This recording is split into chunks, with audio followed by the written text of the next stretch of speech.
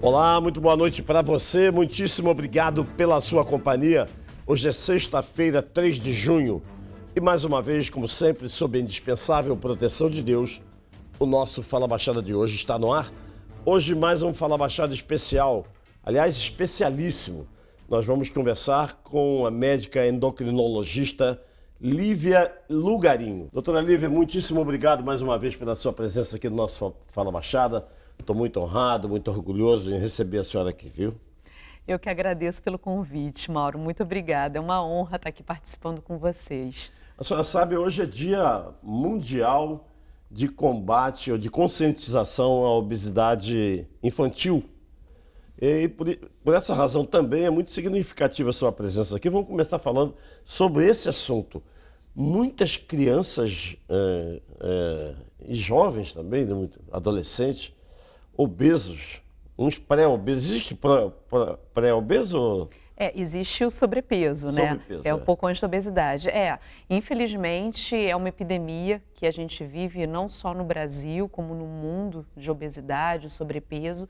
E essa epidemia também afeta as crianças. A gente sabe que a obesidade é uma doença multifatorial. Essas crianças, elas têm o componente genético, né, dos pais, e quanto a isso a gente não pode lidar, mas existe o componente ambiental. O fator ambiente pode ser modificado. Então, muitas vezes, o que a gente percebe é que essas crianças obesas, com obesidade, né, filhos de pais com obesidade, reproduzem comportamentos da família. Né? Quais são esses comportamentos ruins?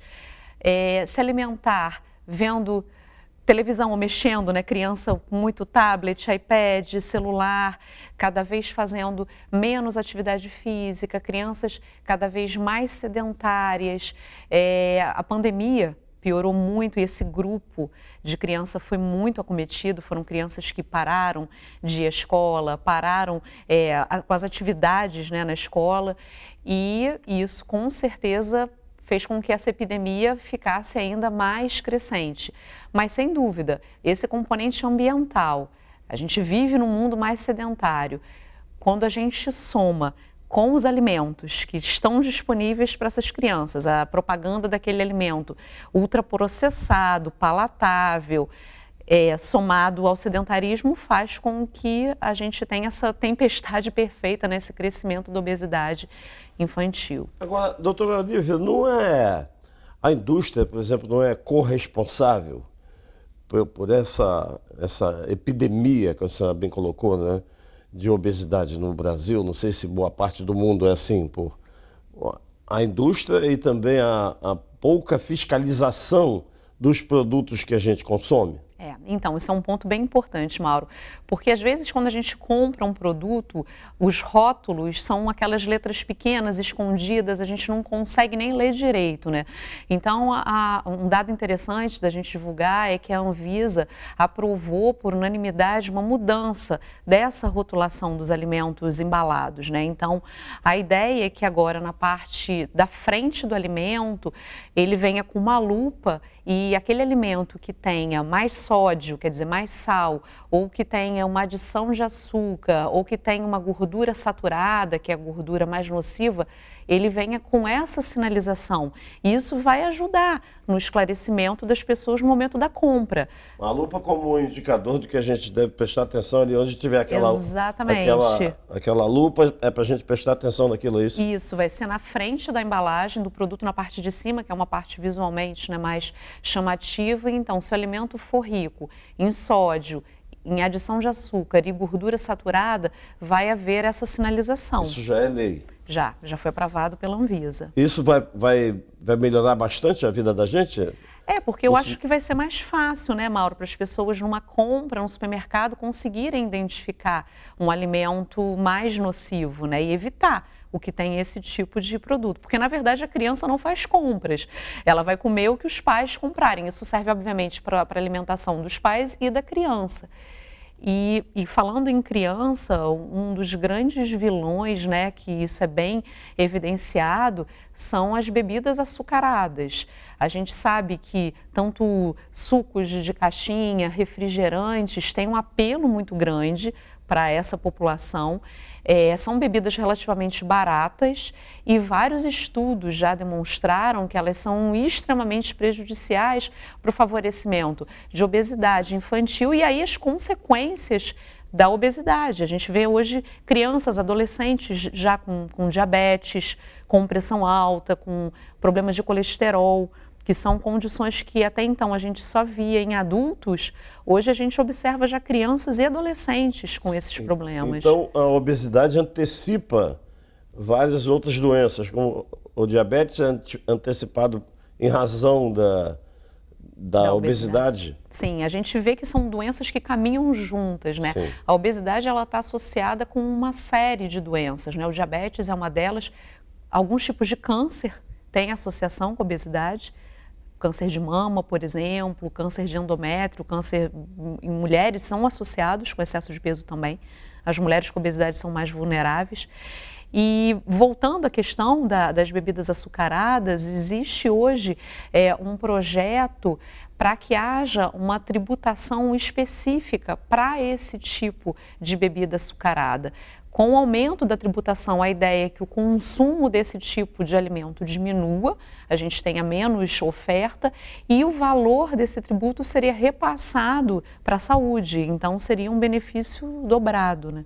Existe uma legislação que aumentou muito a tributação em relação ao cigarro. Uhum. Não sei se nessa legislação do cigarro é destinado um recurso para o combate às doenças originárias do fumo. Uhum. Mas esse projeto é interessante. Por falar em projetos interessantes, eu acho que no Brasil, no parlamento brasileiro, existem ainda muito poucos projetos focados no combate a doenças, a epidemias, a coisas que a gente precisava prestar mais atenção, mas que era necessário, pode ser necessário a existência de uma legislação.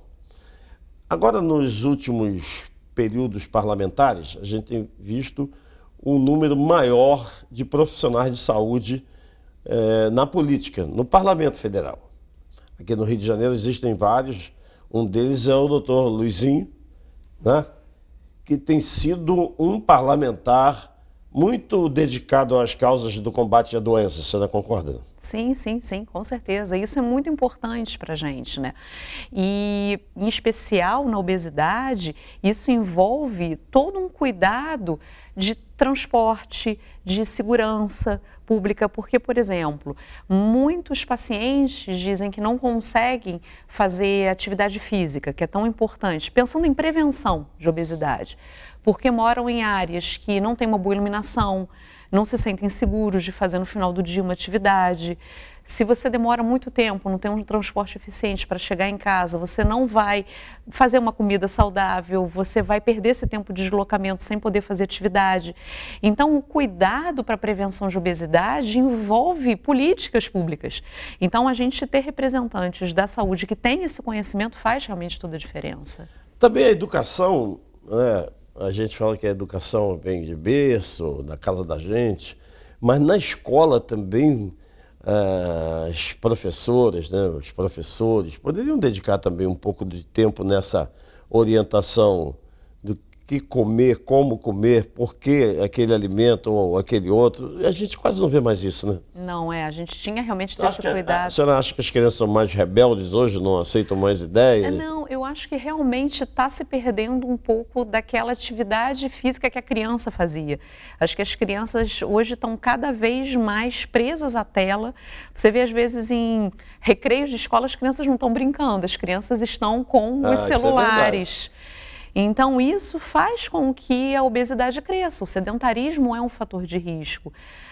Quais escolas têm uma aula real de educação física, né, com um professor fazendo? Nem todas elas têm Isso é importantíssimo, valorizar o profissional de educação física, porque o tratamento, o combate à obesidade envolve realmente uma equipe. Não é só o médico endocrinologista, envolve o nutricionista, o educador físico. Então, você tem esse trabalho, é muito importante para prevenção e tratamento. Só faltava essa, né, doutora? Uma aula de educação física por computador. Mas na pandemia isso no aconteceu. No tablet, no laptop ou no celular. É verdade. Doutor, eu queria falar sobre, continuar falando sobre essas doenças, né? A obesidade principalmente, mas sobretudo o combate ao diabetes. Né? Sim.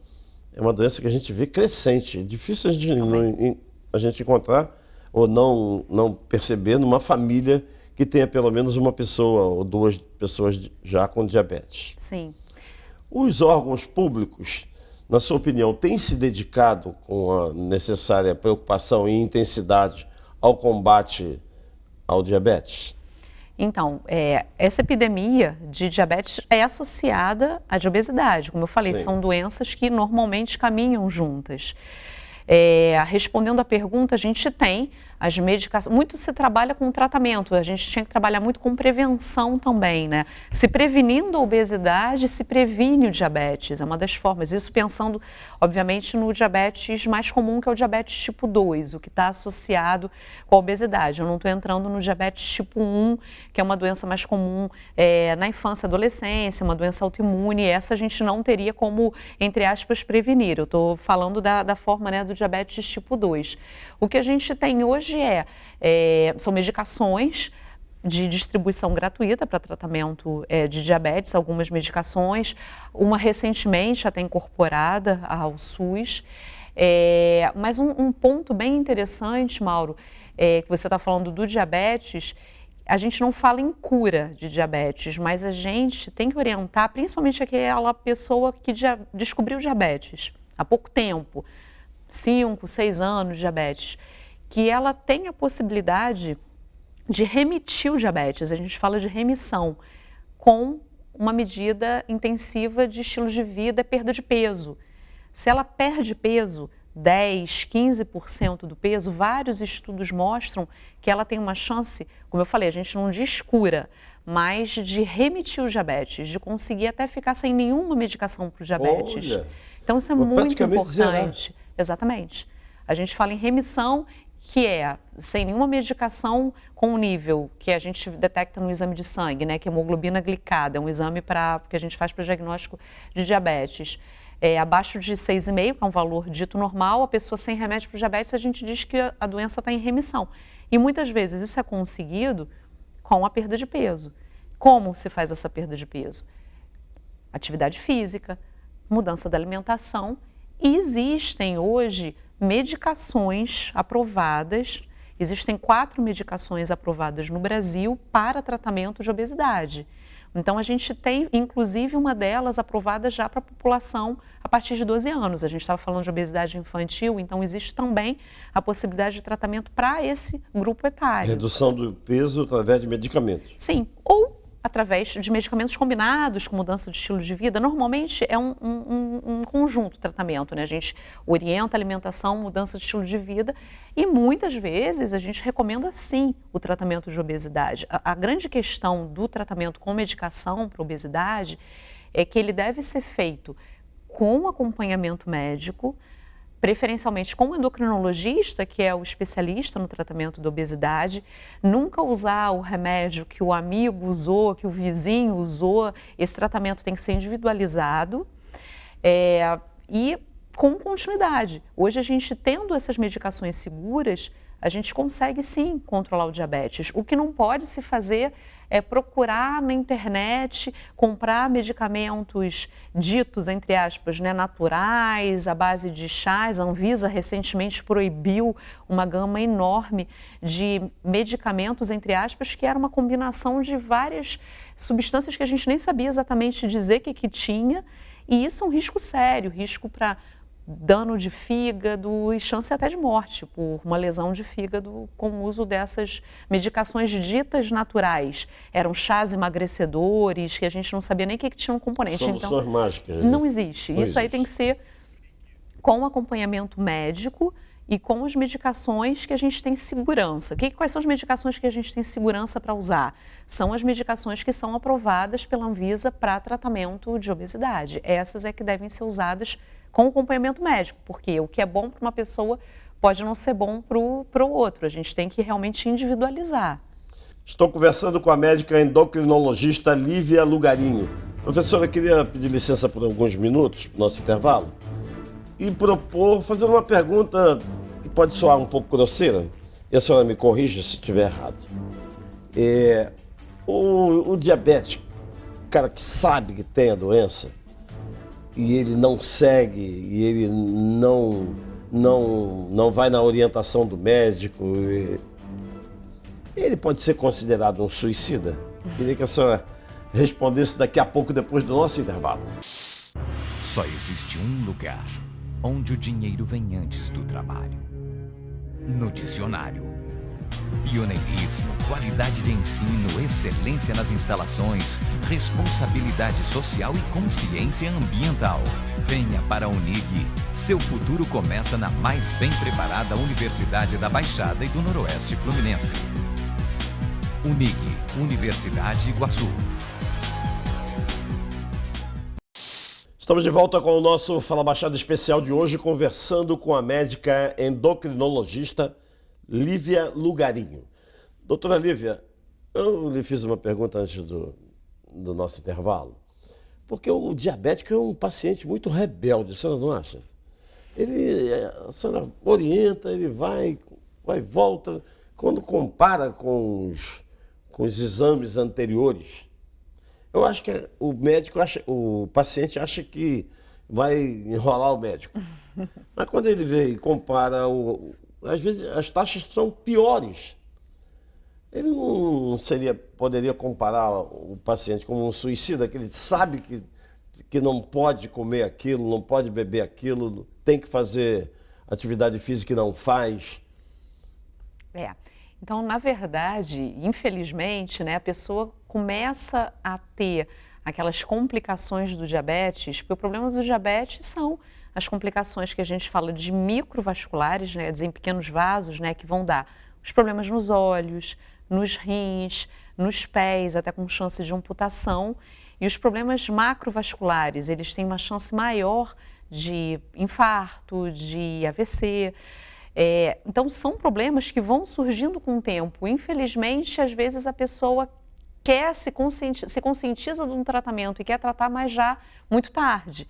O ideal é realmente que se procure antes de que essas complicações surjam, porque hoje a gente tem medicações disponíveis que conseguem controlar bem o diabetes. Um ponto importante é que muitas pessoas nem sabem que têm diabetes. Porque o diabetes, a pessoa espera, não, mas eu não estou sentindo muita sede ou muita fome ou urinando muito, que são aqueles sintomas, né, que as pessoas atribuem ao diabetes, mas infelizmente quando esses sintomas surgem, muitas vezes a doença já está bem descontrolada. Então ela é silenciosa, não apresenta os sintomas. Exatamente. Muitas pessoas têm diabetes e não sabem que têm diabetes porque não sentem nada. Então, como é que a gente faz o diagnóstico? Às vezes a pessoa faz diagnóstico quando está fazendo, por exemplo, um risco cirúrgico para algum exame. Por isso, a necessidade, Mauro, de um exame periódico, de rotina. O médico normalmente vai pedir a dosagem da glicose, da hemoglobina glicada, que são através desses exames que a gente faz o diagnóstico de diabetes. E fazendo esse diagnóstico precoce, primeiro, a gente tem essa possibilidade que a gente conversou no bloco anterior, se a pessoa tiver com um excesso de peso associado à perda de peso, pode ser suficiente até para a remissão do diabetes, e também para intervir rapidamente com um tratamento, para evitar realmente essa progressão e principalmente para que se evite essas complicações indesejadas, a pessoa perder a visão, precisar de uma hemodiálise, ou ser submetida a uma amputação, quer dizer, situações que você consegue combater com um tratamento medicamentoso adequado, com a prática de atividade física. As pessoas subestimam. A gente fala que a atividade física é um remédio para o diabetes, porque quando a pessoa está fazendo atividade física, é um benefício que acontece. No momento, não só um benefício de bem-estar físico, né, de melhora de qualidade de sono, de humor, mas um benefício também de melhora do açúcar. A gente fala que a atividade física funciona como uma medicação para o tratamento do diabetes. Então, são situações bem importantes. A mensagem é fazer exames de rotina, pelo menos uma vez por ano, principalmente se a pessoa tem história de familiares com diabetes, pai, mãe, irmãos que têm a doença, então mais cuidado para esse grupo. E também se ela está acima do peso, com sobrepeso, obesidade, isso aumenta também a chance dela estar com diabetes. Doutora, a senhora sabe que essa especialidade sua não é uma especialidade muito comum na rede, na rede pública. A gente não encontra muitos endocrinologistas, como não encontra também muitos pneumologistas, são poucos. E qual é a outra especialidade ou qual outra atividade que poderia orientar para que o paciente fosse encaminhado? O clínico, por exemplo, ele tem condições de identificar Sim. e encaminhar para o endócrino? Sim, na verdade o clínico, ele tem condição, ele deve ser, né, o médico a fazer o exame, são os exames de rotina que o clínico solicita. E ele tem perfeitas condições de fazer o tratamento, inclusive. A necessidade de encaminhamento na atenção básica para um endocrinologista são em casos em que realmente o clínico já viu que ele vai precisar, por exemplo, começar a utilização de insulina, ou já está com mais de 1, 2 medicações e não está conseguindo controlar o diabetes. Nessa atenção básica, não precisa ser o especialista, ser o endocrinologista. O clínico no exame é perfeitamente capaz de solicitar os exames e fazer o diagnóstico, inclusive orientar no tratamento e também trabalhar com a prevenção. Porque antes do diabetes aparecer, a gente já consegue identificar no exame de sangue o que a gente chama de pré-diabetes. Nesse momento de pré-diabetes, a gente novamente, mudança de estilo de vida, melhora da alimentação, práticas de atividade física, você consegue reverter. A pessoa nem tem diabetes ainda, ela está naquela fase que a glicose está alterada, mas não ao ponto de ter um diagnóstico de diabetes. Nesse momento, é muito interessante, muito importante o trabalho do clínico para que se evite essa evolução do pré-diabetes para o diabetes. Existem famílias inteiras que não têm essa visão de procurar um médico para examinar a família toda. Às vezes um membro da família vai ao médico. Ele muitas vezes tem plano de saúde ou tem um posto de saúde próximo à casa, próximo à residência, que poderia levar a família toda, as crianças, a mulher, todos. Né? E se tiver plano de saúde, melhor ainda. Vamos usar o plano, gente. Chega lá e fala, doutor, quero ver como é que a minha família está com a doença tal ou qual. Isso incentivaria, né? Sim, importante. Existe ainda uma resistência nesses exames de rotina. Algumas pessoas falam, eu prefiro nem saber. Não quero fazer exame porque eu não quero descobrir que eu estou com algum problema. O problema vai estar lá. É melhor fazer, descobrir a tempo, diagnosticar a tempo e fazer um tratamento a tempo, do que ignorar o problema e só descobrir anos depois, quando já estão surgindo. Ele não vai diminuir. E, na verdade, a chance de você conseguir um bom controle e das complicações surgirem aumenta muito. Então, essa ideia é uma ideia que a gente tem que tirar, é uma ideia equivocada, é um preconceito, na verdade é importante sim. Não são exames desnecessários, são aqueles exames pontuais, mas que são importantíssimos. E um deles é para avaliação do diabetes. Aqueles nódulos que às vezes aparecem, principalmente nas mulheres, como é o nome? Nódulo na tireoide? Na tireoide. Uhum. Ele acomete mais mulheres do que homens? Não? Sim, é uma situação... Por que acontece isso? A mulher é mais realmente vulnerável, né, a problemas de tireoide, sejam nódulos ou aumento da produção do hormônio, diminuição da produção do hormônio, que é o hiper ou hipotireoidismo. A indicação, na verdade, a gente não precisa fazer, nem tem essa indicação de fazer aquele exame de imagem, que normalmente a gente faz a ultrassonografia de rotina. Mas uma vez que a mulher identifique olhando no espelho, uma maneira muito fácil disso ser feita, é tomar um copo de água em frente ao espelho e observar. No momento em que está bebendo a água, deglutindo, se tem algum nódulo visível no pescoço. Olha. Isso é muito fácil, a pessoa mesmo pode fazer. Porque a palpação para a pessoa é mais difícil, aí precisa realmente de um médico. Mas um clínico geral, voltando ao clínico, fazendo um exame físico completo, ele vai examinar, palpar a tireoide. Se ele identificar algum nódulo, aí sim a gente tem indicação de realização da ultrassonografia, que é um exame complementar para avaliar melhor esse nódulo. Agora, a própria paciente, aí mulher e homem também, pode fazer esse autoexame, que nem a gente orienta para o mal comparando do de mama, da tireoide. E a maneira é essa, é beber um copo d'água olhando para essa região do pescoço na frente do espelho e percebendo que é uma maneira mais fácil de identificar se existe algum nódulo na tireoide. Havendo, observando, aí sim é importante a procura de um clínico para que seja feita uma ultrassonografia. Rouquidão também, mudança da voz, dificuldades de deglutição, são outras situações aí mais graves, mas que também poderiam indicar, a presença de algum nódulo. Muitas vezes curável, né? Muitas vezes Muitas vezes curável. Sim, sim, muitas vezes. Aí precisa realmente ver se vai ter indicação de cirurgia, se a indicação vai ser com um acompanhamento, com ultrassonografia, mas o importante é percebendo, ou o médico percebendo no exame, ou o próprio paciente percebendo esse surgimento desse nódulo, procurar auxílio médico e fazer os exames de sangue e de imagem. Estou conversando aqui com a médica endocrinologista Lívia Lugarinho. Rapidinho a gente volta. Só existe um lugar onde o dinheiro vem antes do trabalho. No dicionário. Pioneirismo, qualidade de ensino, excelência nas instalações, responsabilidade social e consciência ambiental. Venha para a Unig. Seu futuro começa na mais bem preparada Universidade da Baixada e do Noroeste Fluminense. Unig, Universidade Iguaçu. Estamos de volta com o nosso Fala Baixada especial de hoje, conversando com a médica Lívia Lugarinho. Professora, eu queria fazer uma pergunta, mas englobando uma outra. Se existem novos medicamentos em andamento para combate, para cura, não sei, mas para melhoria da condição do paciente, tanto o obeso quanto o diabético. E como é que a senhora vê, como é que a senhora enxerga a Anvisa? Há uns anos, agora há poucos anos, na época da pandemia, a Anvisa foi colocada em xeque por muitas autoridades da área da saúde, dizendo que o pessoal da Anvisa tinha má vontade com a liberação de vacinas e tal.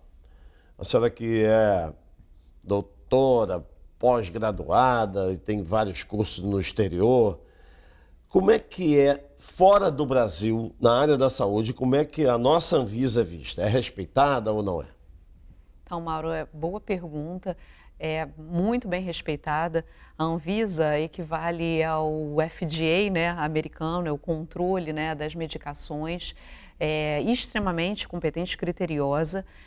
Falando com relação às medicações para tratamento da obesidade, por exemplo, eu comentei que a gente tem 4 medicações hoje aprovadas pela Anvisa para tratamento da obesidade, que é a sibutramina, o orlistat, a liraglutida. Existe agora uma nova, que foi mais recentemente aprovada, que é uma combinação de 2 medicações, é bupropiona com naltrexona, são nomes difíceis. Essa ainda não está disponível para comercialização, mas vai ter em breve. Essas 4, então, a gente tem aprovação, tem possibilidade de utilização e existem muitas novidades no tratamento da obesidade e do diabetes.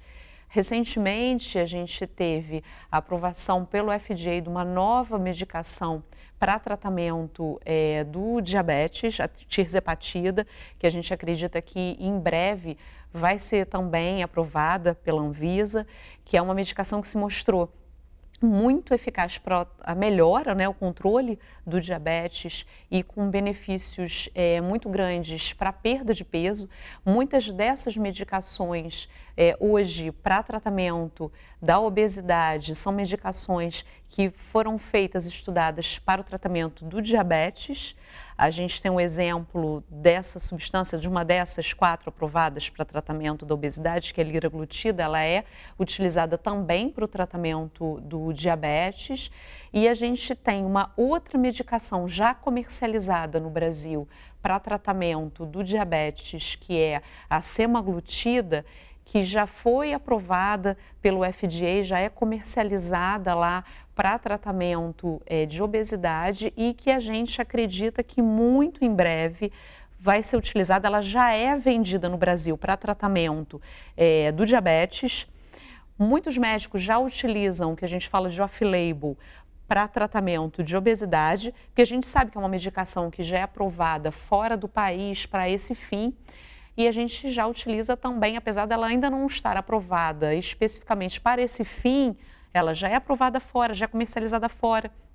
Então, a gente tem a segurança de usar algumas medicações que ainda não estão aprovadas de forma off-label, porque a gente tem essa segurança de uso, de utilização fora do Brasil, algumas medicações aqui no Brasil que não são aprovadas para obesidade, mas que a gente tem um respaldo também de utilização fora, a gente pode utilizar. Mas as clássicas 4 hoje aprovadas para obesidade são essas, mas com muito boas perspectivas, muito boas, para tratamento do diabetes e também para o tratamento de obesidade.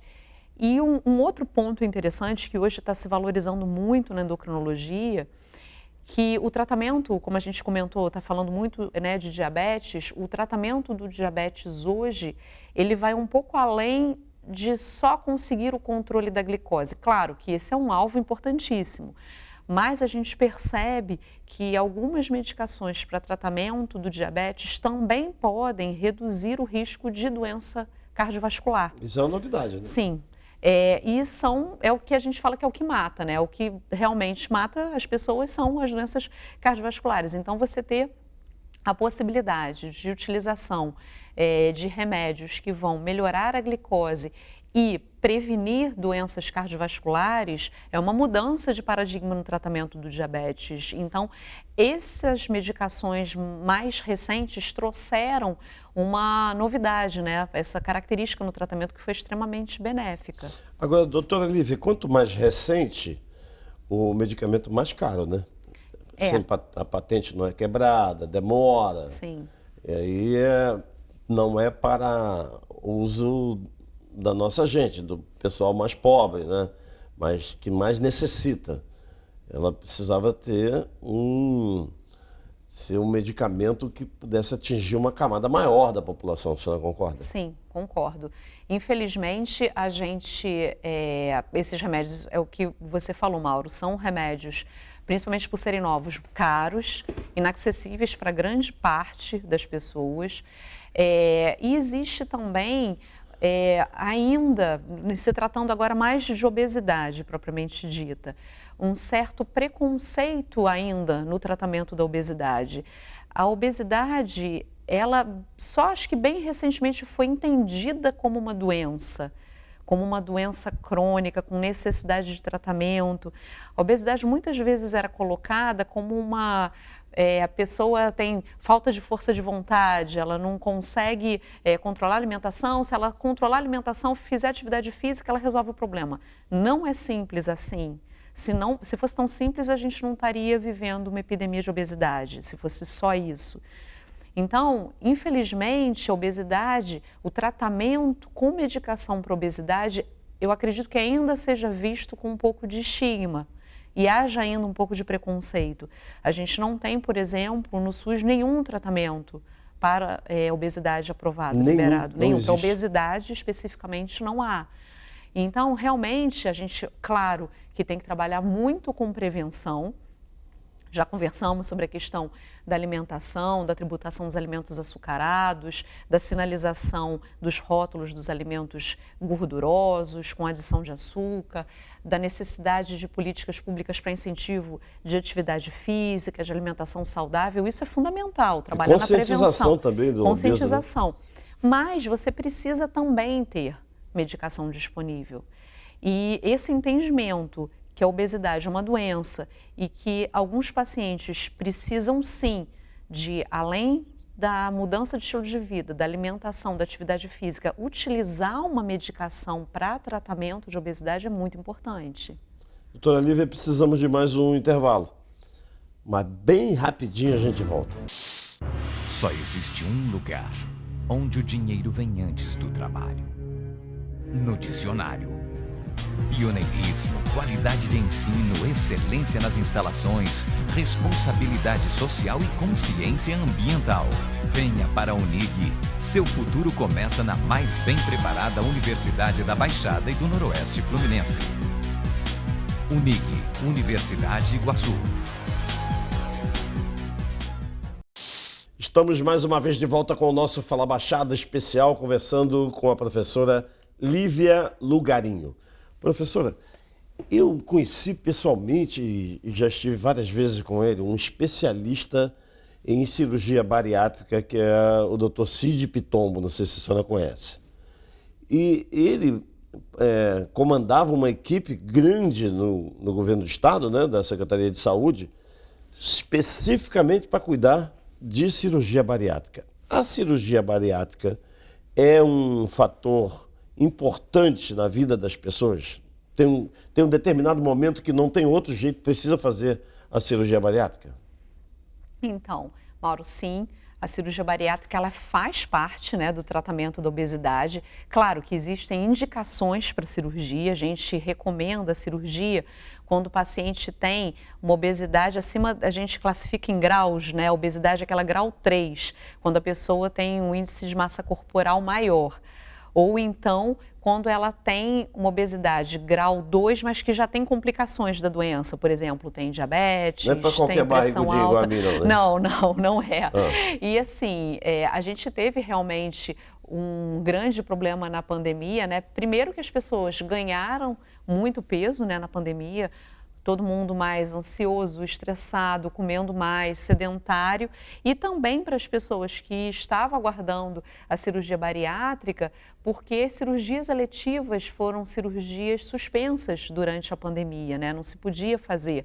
Então, a gente já tinha uma espera grande, né, no estado, essa espera realmente aumentou muito, mas existem sim indicações de tratamento com cirurgia para obesidade. Não são para todos os pacientes, mas para aqueles que têm o que a gente chama de obesidade grau 3, que é um índice de massa corporal acima de 40, ou entre 35 e 40, que é o que a gente classifica como grau 2, mas que tem já problemas de saúde associados ao peso, eu dei o exemplo de diabetes, pressão alta, colesterol alto, a gente tem sim indicação de cirurgia, mas é sempre bom lembrar que antes de se pensar em fazer a cirurgia bariátrica, a pessoa deve fazer um acompanhamento médico, porque existe a possibilidade de perda de peso com as medicações que a gente tem disponível.